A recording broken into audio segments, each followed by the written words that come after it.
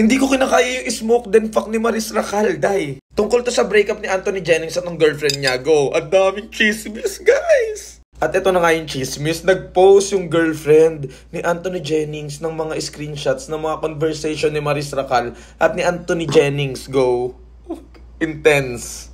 At nakadetalye talaga sa post kung paano nagloko si Maris Racal at si Anthony Jennings, go.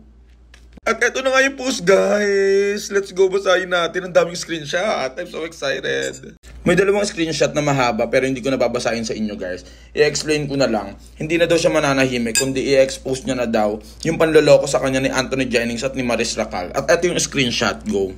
Ito yung unang screenshot, guys, kung saan makikita nyo na pinapabura ni Maris Racal yung conversation nila ni Anthony kasi alam nila na mahuhuli sila soon. Basahin nyo na lang, pumunta na lang kayo dyan, go.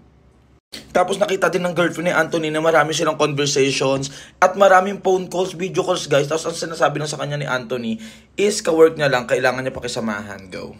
Ito ang nakakalokang screenshot, guys. Nandito sa conversation na to kung paano niyayaya ni Maris Racal si Anthony Jennings. At ang nakakaloka dito yung chat nila, day, after nung magkita nila. Ito yung chat ni Maris Racal.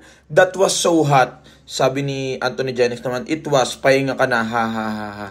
Tapos, ang sabi ni Maris Racal na pinakanaloka talaga ako, smoke then fuck. Oh my gosh. Tapos sabi niya, yes please. Sabi ni Maris Racal, padala mo please sa Oli ko bukas. Really wanna smoke tonight.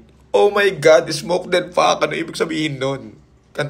Hoy, OA. Tapos ito yung susunod na nakakaloka, day. After ng shooting nila sa sinushoot nilang pelikula, guys, may chat sila ni Maris at ni Anthony. Ang sabi dito, let's not force it, perfect timing will come. Parang pinag-uusapan nila yung kaelsahan, mami.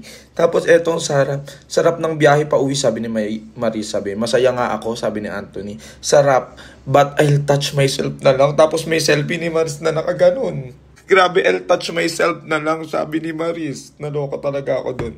Tapos merong mga convo dito. Si Anthony ko na-confront na ng girlfriend niya. Ayan yung mga convo. Tapos may mga nahuli pa na si Anthony pumunta sa bahay ni Maris. Tapos ayan, naiwan yung jacket. Tapos sinisingot-singot ni Maris yung jacket. Go.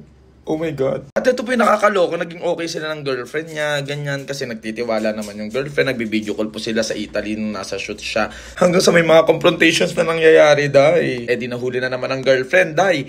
Tapos ang pinaka nakakaloka si Maris, nag-send ng picture nila ng boy sa Italy. Eh di nakita na naman ni girlfriend, day. Ayan, nasa bus parang masaya na. Ayan yung caption. Tapos, ito pa tayo yung pinaka heartbroken dun sa girlfriend. Go, nakita ng girlfriend yung conversation ni Maris at ni Anthony. Tapos magkakiss sila, day. Ayan yung nasa Italy ata sila. Natama ba nasa Italy to? Oo nga, guys. Tapos ayan, ang dami ng confrontations. Tapos nakipag-break na si girl. In-expose na sila, guys. Kaya ang hirap talaga magtiwala, day. Ang dami ng ahasan na nangyayari. Tapos yung mga kaibigan na yan, day. Mahirap paniwalaan yan. Trust your instinct, guys. Go na, guys. Sa akyat na ako. Tama na yung chismis. Sinaantok na ako. Go. Good night.